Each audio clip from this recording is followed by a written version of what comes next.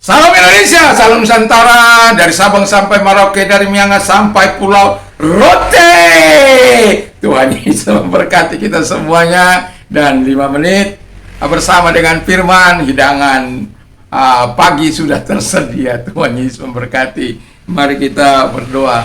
Tuhan, kami mau hidup seperti Tuhan mau. Kami tahu itu tidak mudah, tapi kami percaya ada kekuatan Tuhan menyertai kami. Dalam nama Yesus, haleluya, amin. Puji nama Tuhan. Tema kita adalah hidup seperti yang Tuhan mau. Live as God want. Jadi dalam kehidupan kita, saya membacakan dulu ayat yang ke-15. Hendaklah damai sejahtera Kristus memerintah dalam hatimu, karena untuk itulah kamu telah dipanggil menjadi satu tubuh, dan bersyukurlah. Haleluya. Puji nama Tuhan. Jadi kalau kita lihat bahwa pertama, hati itu adalah sumber konflik. Jadi kalau dia menjadi sumber konflik, dia harus dimanage dengan baik, karena ada pertarungan antara perasaan kita dengan keinginan kita. Keinginan kita mengalahkan perasaan kita mengalahkan keinginan kita. Atau yang kedua, ketakutan dan pengharapan. Kita mau berharap hal-hal yang besar dari Tuhan, tapi ada ketakutan yang ditanamkan oleh iblis. Seperti apa yang saya katakan beberapa waktu yang lalu, iblis dengan strateginya mau menghancurkan kita, mau melalui diversion, melalui penyimpangan kebenaran, melalui keraguan-raguan atau doubt, melalui discouragement, melalui ketawaran hati, melalui delay, dan ada penundaan, melalui defeat atau kekalahan, sehingga kita tidak lagi melihat pada apa yang Tuhan mau. Karena firman Allah katakan, kalau engkau berharap kepada Tuhan, maka pengharapan kita itu tidak akan pernah mengecewakan.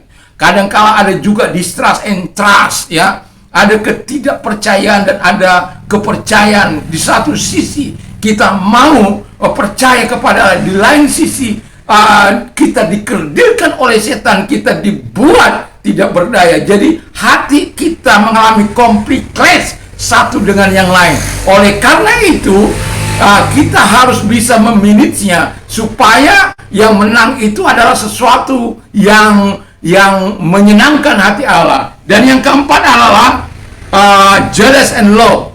Ada kadangkala di hati kita iri, melihat orang berhasil iri, melihat orang lebih hebat iri, melihat orang lebih kaya iri, dan lain sebagainya. Tetapi Tuhan tidak menginginkan itu. Tuhan menginginkan kita tetap mengasihi, mendoakan mereka, menolong mereka, dan lain sebagainya. Jadi kita tidak berada di pihak setan, tapi berada di pihak Allah.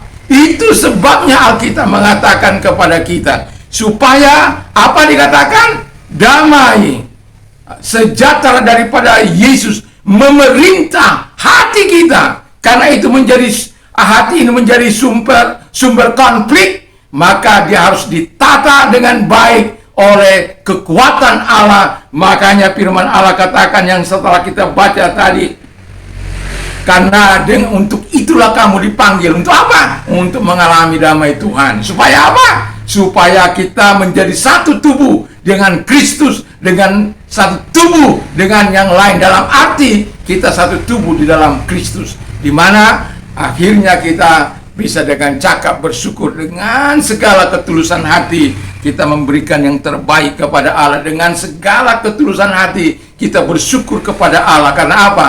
Kita mampu memanage atau mengalahkan segala kekuatan setan yang mencoba mengalihkan hati kita daripada kebenaran kepada ketidakbenaran, dari keyakinan kepada ketidakyakinan, daripada keinginan-keinginan daging atau perasaan-perasaan daging kepada keinginan-keinginan yang dikehendaki oleh Tuhan. Jadi kita bersyukur. Karena apa?